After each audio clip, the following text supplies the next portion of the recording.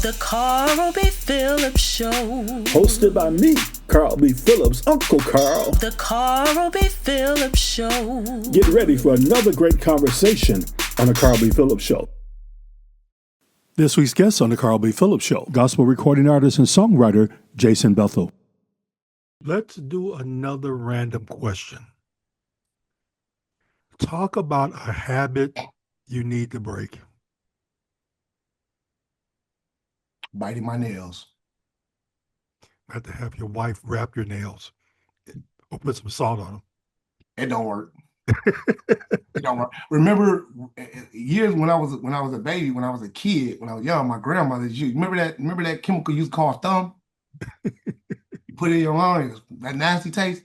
Yeah, I got past that. I just became immune to it. Didn't really matter. So I can't say I got better. I've gotten better at not biting my nails, but yeah, they ain't that good. They ain't that good. I was writing. I was writing last week, so I had a lot of, a lot of things going on between my agent and everything else that I'm working with now. So, between this tribal thing and everything else, I was just like, oh God. So, but no, biting my nails, that's short and sweet. I'm a nail biter. I'm sorry. I would get better. Lord bless my brother. Thank you. To stop biting nails. Thank you. I receive it. I am delivered. We've talked a little bit about the musical side of J. Bethel and Spoken For. Mm-hmm. Talk about the vocalists that are part of the group. So as of right now, the vocalists are comprised of 8. That would be Latoya Nakima Williams. That would be Jean-Tonique Starks, Gregory Slack, Philip Pettigrew, Jasmine Leon Suggs, Eva Robinson, and Angela Davis, and Shakira Boyd. So, yeah, that's all. That's everybody. And so, here's the crazy thing. When I first did the first album, Spoken For did not exist yet. Spoken For was created 2 months after All In was actually done. The first album was done. Now, most of the people that's in the group, that was that's in the group now, some of those people were actually on the album because it was all freelance work. So some of those people were still in. I didn't want to do a group. I just wanted to do my music, and then I was just going to Jonathan Dunn that boy and start selling it off. And then God told me, like, no, I want you to start a group, and I want you to call it Spoken For. And he specifically told me who to go to. And the first person I went to was my sister in Christ, Latoya Williams. We've known each other since she's been going to my church since she was 13. We known each other since we was 13, since we was kids. And she used to sing in my dad's group, G.A. Bethel and Praise. And so, which I produced and was doing music and all that stuff for that. So when I did this, I went to her, and he specifically told me, he said, I want you to get people, vocalists, that I tell you to get, to have a great voice, but they aren't being utilized. It was very important. I didn't understand it. I wasn't going to try to understand it. Mm-hmm. So I knew she wasn't being really utilized. She wasn't really doing anything. I was like, hey, you want to do this? She was like, yeah. Then she called her friend, Jean-Tonique Starks, Shani. Shani comes over to the church, and she's hearing what we doing, and then she's like, she starts just singing along. And I'm like, yo, you doing anything? She was like, no, not really. I was like, you got a unique voice. She was like, thank you. I was like, you want to? She was like, absolutely. That's why she brought me here. I love it. At the time, Cynthia Stanfield was part of the group. She's still part of the group. You know what I'm saying? She's always going to be a sister, and that's part of the group. But Cynthia Stanfield at the time, I called her. Cynthia was like, I got you. She had just finished up with Mark Holly, doing One a Friend. They had kind of, Mark Holly and One Accord had kind of took a break. And she was like, yeah, absolutely. So she had joined on, and then I called my boy Philip Pettigrew. He wasn't doing anything. The Pettigrew brothers had just kind of parted ways with Fred, and he wasn't doing anything. But we know each other since high school, and when he was a freshman, I was a senior. He was singing with us, and so he joined on, and phenomenal. And then Angela Davis came on through acquaintance. I was talking to Deshaun Jones, and he was like, yo, I got somebody. I said, I need another soprano, man. I need a soprano. And he was like, yo, I think I got somebody, man. So I talked to Angela Davis, and she was like, Yeah, I'll definitely could join. So that's how I formed. Spoken for joined within that uh 2 months. I actually had it was one other person. Nope, I don't want to miss that person. Nicole Ely Stevens. Uh, and she joined in as well. So I had Nicole Ely Stevens, Cynthia Stanfield, along with the others that I had just already said. And yeah, man, just the sound that was created back then in 2013, man, it was unique, it was different. And so now going to right now, I can tell you about the group that we are on our third formal album. And where the group has grown from 2013 and now it's just beyond bounds, man. I don't even have to look at them now when I'm teaching parts, when I'm giving them songs. They still get a little frustrated with the words sometimes. They're like, Jason, God, can we start with the booklet? But so let me start with Latoya Williams. Phenomenal vocal. She's an alto. She is phenomenal. Her voice is so smooth. It's perfect for any kind of slow worship. S- just it just melts you away. Just anything that you feel at the time when she starts singing, it just like all the feeling, all of the spirit, it just melts away, man. And she's a stickler on things being right. She's about doing things consistent. Mm. So it doesn't matter if you gave her a song, if you gave her something and you told her and she sung it and she would sing it that same way all the way through. She would not deviate from what you gave her or what she kind of created for herself. Uh, and so her growth, and that was then, her growth now is that she's allowing herself to kind of break out and to go to different places. I've seen Mm. her grow from that. The other person will be Jean Starks, who's actually featured on our brand new single right now, I'm Your Vessel, that just came out about a month ago. Excited about. And Shawnee's voice, Shawnee can sing everything. I think she can still sing soprano too, but she can sing bass, tenor, first tenor, second alto, first alto, and probably second soprano. She is that cold. And her voice, her tone, Carl, is so unique, man. It's so different. Um,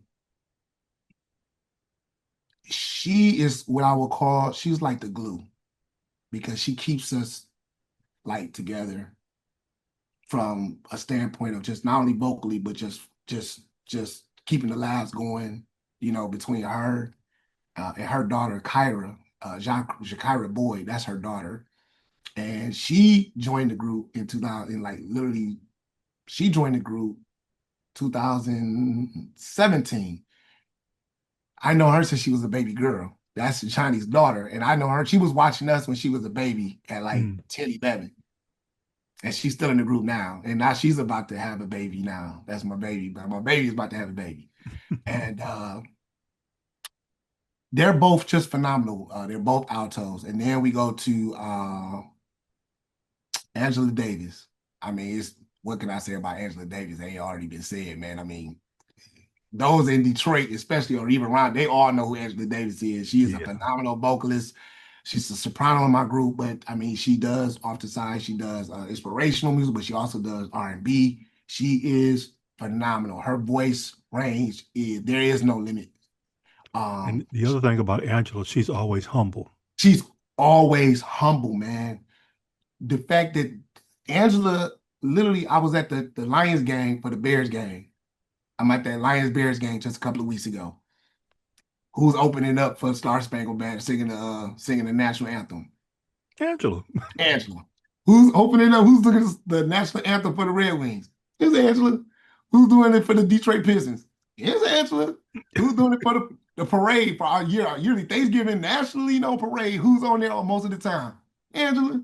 And yet she come in rehearsal, man, just like, what's up, y'all? Hey, what's going on? Hey, what's up? Let's hang out, whatever. She's that cool. She's that down to earth. And I believe that's why she keeps continually being blessed, Carl, because it doesn't matter how much she's prepared. She's going forth in her personal endeavor and her personal career, musical Mm. career. She loves J Bethel and Spoken For, and she's just one of the people. She's just so humble, man. Her spirit is so loving, and she can sing, man. I mean, Yeah. they can all just go. And then it comes to Jasmine Ilion Suggs, who's great friends with Angela, and Angela brought in, and she can sing. Her range is just as high, if not more, than Angela's. And she's got the same humble spirit, man. And then guess what? She's not only intelligent, beautiful, smart, she's a marketer exec. So she's been helping me understand from a marketing standpoint. It's like God is giving me every aspect. I got from Angela, she's a teacher, but she's got the other aspect of what I need sometimes from what's going on around the city, what's going on around the things. And then I got Latoya, who's a teacher. She oversees grammar. She oversees, so she keeps me locked in right there and keeps me down and grounded because she knew me since I was young. And then I got Jean Tunique, who keeps the group grounded. And then we got her daughter, which is, she's the baby, so she keep us youthful. You know what I'm saying? She's just 22, so she keeps me like, we can't be doing that, y'all. We got to get crunk. And then we got Jasmine, who's a marketing exec. So she helps me with the post now and our stuff and how we got to market it this way. No, we got to do this. We need to look at different aspects now. They're requiring this. So it's like, and then I have um, Gregory Slack. Gregory Slack obviously is a superintendent. Excuse me. I know he's Church of God in Christ, and I know he oversees. I think in the Southeast District, he's one of the. I forgive me, I'm not Church of God in Christ, Carl, so don't forgive me. But I know he's one of the. Uh, he oversees some part of the musical department. I know he holds a role in that in the Southeast Department. But man, you talking about somebody that is holds it down, and he can speak to me like when nobody else can. Like he gives me words of encouragement. And it ain't always good, it ain't always bad. He's my Nathan. Because we can see each other sometimes clashing sometimes on parts and things like that. And he's like, okay. But I can receive from him because I know he's going to give it to me right. That's why I love him. And his voice is phenomenal. But that aside, I care for him because he's my Nathan. If I'm wrong, he's gonna let me know. If I'm right, he's gonna let me know. And then Philip Pettigrew, that's my brother. That's my brother. If I was Peter, that would be my John. Wow. You know what I'm saying? He's probably known me other than Toy. He's known me the longest, and he's a minister as well. So we talk a lot about the word. So from a spiritual, he's a spiritual brother, but he's also a great friend. Those friends I was talking about, I don't have many of those, and he's definitely one of those ones that I consider one of my best friends. And so when I look at that, when you talk about the group, God has given me every component that I will ever need to go forth in ministry. But with Bethel and Spoken For, everything I need is right there that he's giving me within the group. And then with my staff, because I didn't understand, I'm like, well, I got everything I need in my group. And he gave me a team because he was like, you're doing too much. So when you ask me about tell me about the vocalist, that's from a vocal standpoint, that's what I have. But then from a team standpoint, I have Renee Smith, I have Angela Sweet, and I have Keshard Cunningham, and then I also have then Jasmine Ilion Suggs, the only one in my group that's part of my team. That was on purpose. And I had to learn that everybody as my vocalist and as my team, as my group, that doesn't need to be a part of the business aspect. They don't need to deal with all of that. They just need to show up and sing. Show up and sing. But I still value, we've been together for almost 14 years, Carl, and I've only added. I think the only person that actually left, and that was only by their own accounts because of other things that they wanted to do, and that was Cynthia. And she knows she has an open door to come back anytime. We had the pleasure of working with Richard Ross. Ross, for a stint. But we always knew that was just for a stint, and Aubrey Swan, things, people just, little fillers here and there. But the actual group itself has always been together since the time we started. We've never lost anybody. And the reason why I believe with all my heart is because I don't hide anything from them. Everything that we do, we decide as a group. I made the final decision, but if I feel that somebody else has a better way, we go with that way. If we got an issue, we deal with it right then and there. And we're open to hear. so we can resolve it. Right. We never really had any issues because we keep everything in the forefront. So even right now with everything that's going on, even now with Sony and all this stuff and everything that's kind of new for us, and it's a lot. It's a lot, man. It's a lot. I thought I knew what I knew from a lot of business aspects and everything like that, and it was like a whole nother side. Now it's like, wait a minute, it's another side to what we are. Man, wait a minute. I had my sound exchange. I got all that stuff. I got my ASCAP years. I know about that. I know about radio promotion. I know about all this stuff. And it was like, oh, do you know about this? Do you know about this? Do you know about this? And I was just like, you got to be kidding me. So talking about where you are now, you recently we kind of talked about the new single, I'm Your Vessel. Yeah, yeah. What's the story behind the song? I didn't want that to be the single. That's the story. Nah. I'm Your Vessel, man. I wrote that song while I was at my son's practice. He was practicing doing some one-on-one drills, individual drills, and I know everybody want to have a come to Jesus story, real, I was travailing in the spirit. Felt God come upon me, my pen. No. I was literally sitting there and I saw a kid that was out there and he was standing on the side. And he wanted to play too.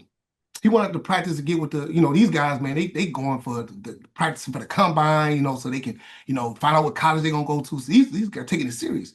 This kid right here is like, he's like 9, 10 years old. He's like, he just wants to get in and just want to run and catch the ball and everything too. And they go, stay off to the side. Stay off to the side. This ain't for you. You just stand off to the side. And then the coach kind of walked over to him. The coach was like, no, man, he could get in. If he's just catching the ball, we just doing drills, he could do it too. And man, he was killing. So I took out my pen.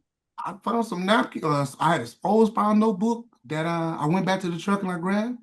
And I just started writing the song like, man, that's what it is. I just want to be used by you, however. Just give me the opportunity. I just want to be your vessel. So I just started writing, at the cross, you died for me. And it took me 2 weeks to write that song. Wow. It took me 2 weeks to write that song because I didn't want it to just be a song where okay, I got this part.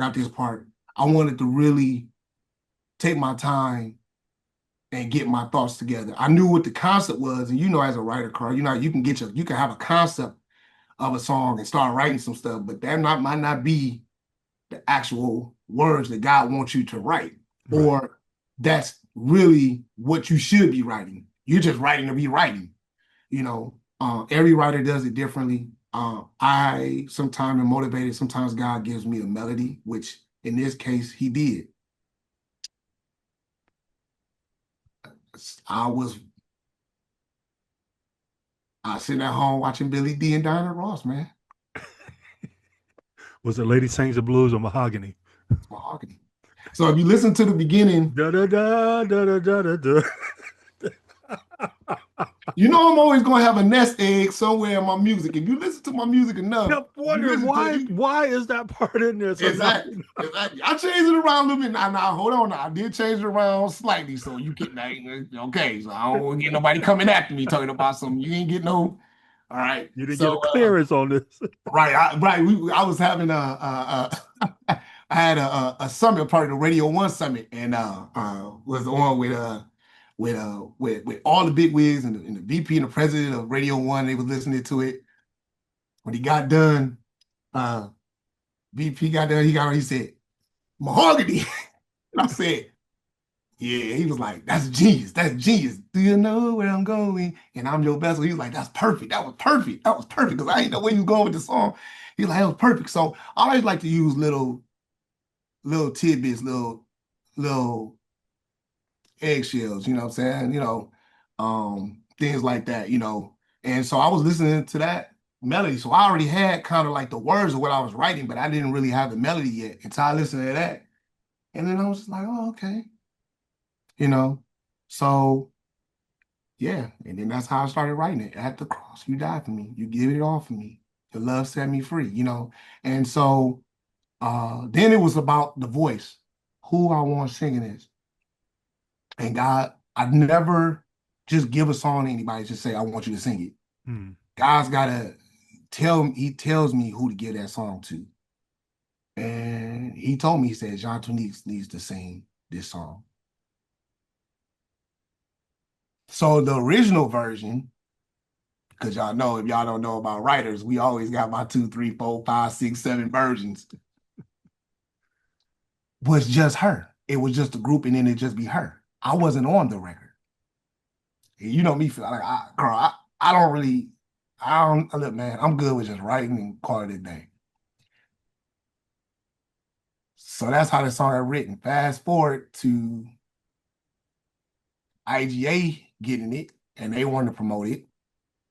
Damon Stewart, and he's like, this is the song. I'm like, man, come on, man, we got our press, we got all kinds of songs. He's like, man, we got all this. So he's like,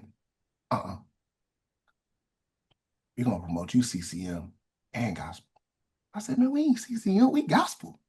He said, nah. He said, we don't know what your sound is, but I know that this song right here will work for CCM and gospel. Everybody needs to hear this song. Mm-hmm. He said, but there's only one problem. I said, what? He said, you got to be on it. I said, I don't need to be on it. I said, I'll do 1 or 2 lines. He said, no. He said, it's important. He's like, you wrote the song, you know the tune, you set the tone. He's like, they need you to be on that. So I had to go back and sing on this album, man. I was mad. I was mad in the studio. I was like, I don't want to recut this, man. And then it was like, you know, and just keeping it a buck. We talking about the single, I'm Your Vessel. I love I'm Your Vessel. What you hear right now is phenomenal and I love it. Wasn't the original cut? Way more jazzier than that. So it was a whole thing where it was like, okay, we need more pad, more piano. Let's cut down a little bit more bass riffs. Cut down this. And so you know where I'm going with this, Carl. Now I'm sure I'm being full transparent on your podcast right now, Doc. I might get in some trouble. I don't know. I was like, man, you ain't changing my sound now. I told you I'm not a CCM writer. You're not gonna make me sound like I'm a Hillsong or Maverick City, because that's not who we are. I don't write for genres. I don't write for certain ethnicity. I just write what God gives me, how he gave it to me. He said, I understand that. But if you want me to market this in such a way where it can be transparent for all to hear it and really listen to the words, because that's the truth, right? You want to listen to the truth. I said, I want people to listen to the truth, but I want them to be my truth upon what God gave me musically. He said, but ain't nobody heard it. He said, well, nobody heard it. So ain't nobody heard it, nobody knows. Right. He said, so just do this for me. And when I did it, and I was reluctant to do it, but when I got done with it, I was like, it sounds better. It sounds better. Less is better. A little bit on this. So that's it. That's it for that. I don't want to digress that, because I when I said that, I saw Norm's face.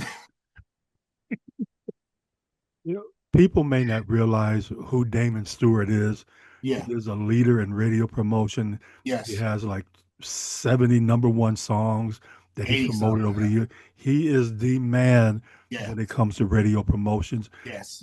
Where do you see I'm Your Vessel taking J. Bethel and Spoken For? It's blowing out right now, man. I just talked to Damon a couple of days ago, and it's very rare to get Damon, because you can't always talk. Damon don't talk to everybody. Damon calls me a lot. I always hear from his assistant, Crystal. She was like, Damon talks to you more than any other artist sometimes. It was like, it'd be like Kirk, Timbaland, Jason. I'm like, oh, okay, great. You know, so I see I'm Your Vessel, man, really taking over the airways when we hit radio. We're talking about doing it starting next month, God willing. But right now it's doing great on the DSPs. But I just feel like I'm Your Vessel with IGA behind it, Sony and Tribal, from a distribution standpoint. I just feel like it's going to take off. It's already doing it. People are really responding to it, especially on the East Coast. I love Pandora with the hot map. You know, the DSPs are really been receptive to it. Right now, we have at least 5 driving playlists right now on Amazon that we got, and now Amazon is taking us on as their full radio promoter. Uh, for full radio with Amazon Radio now. Tidal has jumped on fully. We're now Spotify right now we're in talks with them right now. It's trending up to almost 100,000, so it's moving pretty fast. So Spotify has definitely been talking to us. It's been really weird because I've never directly talked to reps from the DSPs before. You know, most of the time we just put it with CD baby. You know, TuneCore, add it to a and you playlist. bring somebody right, you know, and you post this stuff. So this is the first time I actually, was able to went through IGA to be able to converse directly to the DSPs and see how that actually works, and to see, like I said again, that hot map with Pandora, we got it's like at right almost $80,000 streams per week now. And it's really doing phenomenal. It's growing, especially on the East Coast right now. Shout out to New York, Atlanta, obviously Detroit, but definitely all on the East Coast, that Bible Beltway and everything like that is definitely spreading, and it's starting to spread over to the Midwest. Now we got to work on the West Coast, but we'll get on that. So, but Damon, IGA Digital, and IGA Promotions, man, have been phenomenal for us. They've been opening my eyes, and I've been learning so much more from Damon that I thought I knew. Even going to a lot of your conferences, I've learned so much from your conferences and what you and Greg will put together. And but man, with Damon has put me on how the DSPs and how the streams actually work, and about the marketing aspect and what they're actually looking at, and these keys, and it's just another state. So I'm grateful to have to be linked up with Damon Stewart. He wanted to sign us 3 years ago. And I was just like, from the radio promotion standpoint, as you said, he is a legend. He's actually got just inducted into the Gospel Hall of Fame not too long ago. But Damon, it cost me. We talked about that beginning of the interview. Mama got to understand. Damon ain't cheap, y'all. But thank God for understanding. What Jerry Butler say, ain't understanding mellow. Yeah, now y'all understanding. Because if you really want to do this on this level, especially when you start out, like I said again, on this platform, because we've been doing it for a long time, and I've spent a lot of money, but this is some money. And I was like, I don't know, 3 years ago, I was like, yeah, it'd probably be like 10,000 a quarter. And I was like, oh no. I said, oh no. Gospel music. I said, oh no, I'll never see that again. And gospel music too. That's a small genre niche. I'll never see that. And so the funny thing about this last year, just talking about Damon Stewart, how I linked up with him was he already had wanted us 3 years ago, but at the time I was like, I can't do that. And I ended up linking up with Neely Dickerson, and that was a great relationship. We just saw different things differently, and she went her way and I went mine. Tim Bowman was in the studio at Eric Tanona's studio, where he usually does some of his post mixing. And Eric, that's why I record most of my stuff, especially a lot of my vocal stuff there. And he was like, he told Tim, because again, Tim knew my dad for all those years back in International. That's how they had the relationship. So Tim knew of me, and especially when we did it, the concert back, I think in 2020, when we did International Gospel Center, we did a concert there.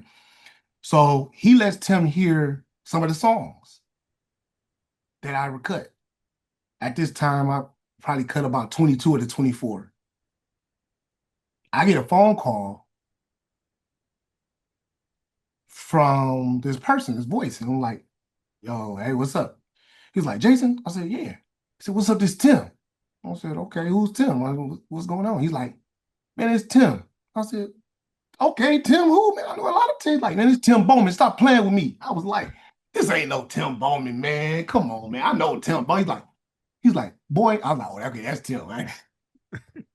I was like, what's going on? What's going on, sir? He was like, man, you got all this great music. I said, well, what you talking about? He said, I was over here at Eric's house. I was hearing your music. Don't tell me you're about to go ahead and just put this out on CD Baby or whatever, and just put it out there and just put a couple of posts out and just say it's out and that's it. I said, yeah, that's what we supposed to do. Right? We're going to promote it, push it out, we put it on CD Baby, put it out. He said, no. He's like, I'm not gonna let you do this more. I just got on Tim Bowman. He's like, I just got on Junior about this. Tim Jr. He said, I'm gonna link you up with my people. You gonna link up with Damon Stewart. And I said, no, he didn't even tell me the name first. He said, I'm gonna link you up with my guy. He's like, we're gonna get you straight. He's like, because it's time for you to step up with the big boys. You got the music, you got the sound, you got the writing, you got the pizzazz, you got the voices. He was like, stop playing around. Why are you sitting around? If you already invest that much in your playing, and you invest that much in your music, and you invest that much in your group and in your songs, why are you not gonna invest that much in marketing and making sure it gets out to the right people and step up with the big boys? And he pretty much ain't give me a choice. He pretty much told me to stay on the line. And he called and he said, now this is my friend. And he clicked back over. He said, now this is my friend Damon Stewart. I started laughing. The reason why I started laughing is because I was conflicted 2 weeks before. I was like, should I call Damon Stewart? But I don't know if I want to pay this. I want to pay this. When he told me it was Damon Stewart, we all bust out laughing, me and Damon. Tim was like, what y'all laughing for? He said, man, I know Jason. He's like, I know Damon. He was like, well, what are we having this conversation for then? I was like, because I didn't want to pay $10,000 a quarter. I couldn't do that. He was like, you treat him like you would treat my son. We've been together for 30 years. He was like, say less. He's like, you treat Jason like that's my son, like you would treat Tim Bowman Jr. He said, say less. And we got the deal done, I think a couple of days later. And as far as just the short deal aspect of it, just seeing where everything would go. And then we actually signed a long contract, which you saw, which aired about a month ago, where we kind of posted out to what we did officially. So that's how me and Damon Stewart linked up, man. But Damon Stewart is anybody that wants to do this, I recommend IGA, but you better have your money ready, and you better be able to listen. You better be able to take constructive criticism and understand that he only has your best interest at heart, but he's about his business. His team is always marketing, always pushing. They nonstop. So I love it. I couldn't ask for a better team to be behind this. So we've talked a lot tonight. Yeah. But you've also talked about the 24 songs. Yeah. But I want to say thank you, man, for allowing me to be one of the 24. Yes. We had a chance to come together. You literally just posted, I'm burnt out. Who can come write with me? Yes. And I'm thankful that we had a chance to write together and to collab. Yes. Man, that was so much fun. Let me tell you something. It's one of the group's favorite songs. We was literally pushing for that to be the single. Like I said, they wanted to go CCM. But like Shani sings that. She leads on that song. And writing that song with you, man, was phenomenal, because I was just done. I had little bits and pieces that I wanted to do, and little snippets I had, but I was like, but I can't. I know what I want for this song, but I can't write no more. I got writer's block, and I said, who can I call, man? I need somebody that can call. I need somebody that can write, though. Somebody that understands how I write. And I called you up, and I called you up. I was like, Carl, hey, man, I need your help. You want to write? And you was like, yeah, man, just send me over the music. Just send me over the song. And I was like, I'm not going to send you over. I'm just give you the concept, little whatever. But you take it and see how. And man, what you wrote, bro, what you put down on paper is just, I listen to it like at least once or twice a week, man, when I'm driving, The rain. Okay, I can't really say it because they ain't out yet. But man, it's so good, man. And just once the song was done and hearing her sing it, and it got that feel, that old school feel to it. But it's, you know what I'm saying? And that's exactly the bounce that I wanted, man. And I'm so appreciative, man, of working with you. That's why I say I don't call too many people my friend. Yes, I don't, and anybody that knows when you write, you don't entrust everybody with your music. You can't. And it's like your babies. It's like one of your babies. And it's like, I literally entrusted you with one of my children. And you didn't let me down. I appreciate it, man, because collaboration, I think, within gospel music is so important. Yes. And we don't see it a lot. So I'm appreciative that whenever the 24 songs come out, It's gonna hit. It's gonna hit, Carl. I'm telling you, it's gonna Yeah, hit. I'll Listen, just bet.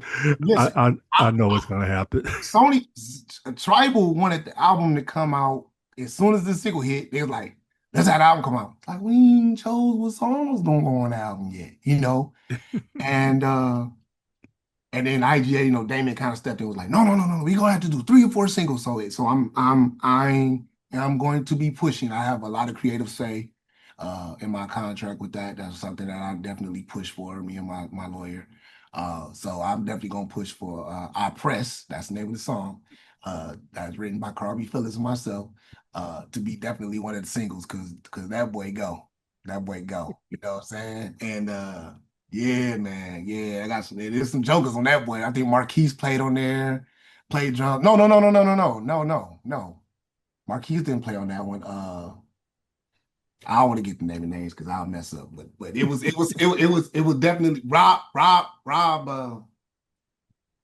Skinner. Rob Skinner played bass on it. Yes, Lord Jesus, thank you. Rob Skinner played bass on it. I played keys on it. D'Angelo Stevens played keys on this. Booker played guitar on this. And I know I'm missing the drummer, man. I know it's right on the edge of my tongue, man, but I can't think of it now. But yeah, I'm so appreciative. And the horns, my horn section out in Toledo, more horns. I love them too. Yeah. So, how can people follow Jay Bethel on social media? How can they get your music, and how can they contact you? So they can definitely contact us through my website through www.jbethel spoken for the number 4.com. So that's J Bethel spoken in the number 4.com. They can definitely get in contact us with our contact page. You can also go to if you try to book us, you can go to just email us at booking@jbethelspoken4.com. You can go to our Facebook page, which is literally j.bethel ampersand spoken for. And then you can also go to our Instagram, our IG, which is J Bethel Spoken For. There's no N or no spoken for. It's just one J Bethel Spoken For. Same thing for our TikTok, J Bethel Spoken For. I got a TikTok, Carl. I got a marketing team because I don't know nothing about TikTok, man. I have not crossed the TikTok river yet. It's something. Trust me, it's something. But you can reach me on TikTok, and they can also reach at Twitter at underscore. They can reach us at J at Bethel. At J underscore Bethel on X. So yeah. And this has been a great conversation. I've learned so much about my friend from biting Yeah. fingernails. Yeah. Horror movies, popcorn, Man cave. man cave. Y'all know what I'm So talking about. if a young artist walks up to you today and say, "Hey man, I love what you're doing," Mhm. what advice are you giving that young artist? So I'm gonna set John. I'm gonna set spirituality to the side because it could be any artist. I mean, any genre that you're working on. Obviously, I'm going to say, from a teacher, always keep God first, keep Christ first in your life if you're saved. If you're not saved, you're a non-believer, but you're doing music and you want to know, how to progress in that, I'm going to tell you to be true to yourself, perfect your craft. The same information that was given to me, the same wisdom that was given to me, I will give to them. Work with somebody that's on your level or better. Do not work with anybody that doesn't really understand or really still trying to learn. It's not going to help you. You're not going to grow. Put yourself around people that are better than you. Put yourself around people that's going to criticize you, that's going to question, that's going to challenge you, that's going to push you, that's going to get on your nerves. But it's but you understand, but keep the understanding that it's for the betterment of you. Um, I understand that all the little bells and whistles that you put in your music is cool. Musicianship is definitely something I transcribe to rather than computers, but however you want to do it, that's fine. But understand that after all that's said and done, your engineer is your best friend when it comes to your music. Your engineer is your best friend when it comes to your music. Because you can have the baddest musicians, you can have the baddest songs, you can have the baddest vocalists. If that mix is not right, This is what radio does. Yeah. Next. If that mix is not right, radio promoters, labels, what's this? Okay, come back to me when you actually got this actually mixed and mastered correctly. So that's what I would tell them. Always find the best mixer, engineer that you can, and know your sound. Learn your sound. Don't be afraid to push yourself. Always use references. Don't be afraid. Whatever your music is, whatever your genre of your music is, make sure that you listen to other references and then push the envelope. If you're doing gospel, what type of gospel you doing? And then look at some references. If you're doing quartet, okay, well, I'm listening to those Brown. I'm listening to the Brown sisters. I'm gonna listen to I've been listening to quartet wise. Now I've been listening to the Mickens, man. God, Jesus, boy, I love that group. I love the Mickens. So but I'm going to listen to those in order for me to start writing and working on my quartet, because I want to make sure it's on that level or better. So that's the advice. So is there a J. Bethel and Spoken For quartet album coming? There is a J. Bethel and Spoken For quartet song being worked on right now. Actually, it's kind of like I'm always recording, so I'm actually working on a song that would be, it's like Southern gospel quartet, Creole. Okay. And I'm working with Fat Man on steel guitar. So I'm working with Garvin Pettigrew, and I'm working with the Fat Man on steel pedal guitar. So I'm going old school. I told him I'm using as a reference for those that know your quartet and know some of your old school hymnal quartets. I'm using it as a reference. Take me to the water. Okay. Yeah, take me to the wall. Yeah, it's gonna be one of them joints. So yeah. You know me, Carl. I'm always thinking out the box. Man, I have really again enjoyed this conversation. I thank you so much for stopping by the Carl B. Phillips Show podcast. Encourage everybody, go get J. Bethel's new single, I'm Your Vessel. Yes. Look forward to the project coming out sometimes next year. Yes. I do want to close like I always close by reminding everyone to please remember to work like you don't need the money, love like you've never been hurt, and dance like no one's watching you. Again, go get J. Bethel's I'm Your Vessel. God bless until we have a chance to meet again. Thank you. The Carl B. Phillips Show. Thank you for listening to the Carl B. Phillips Show. For more information, go to carlbphillips.com. The Carl B. Phillips Show. Follow Carl B. Phillips on Instagram so we can stay in contact with each other.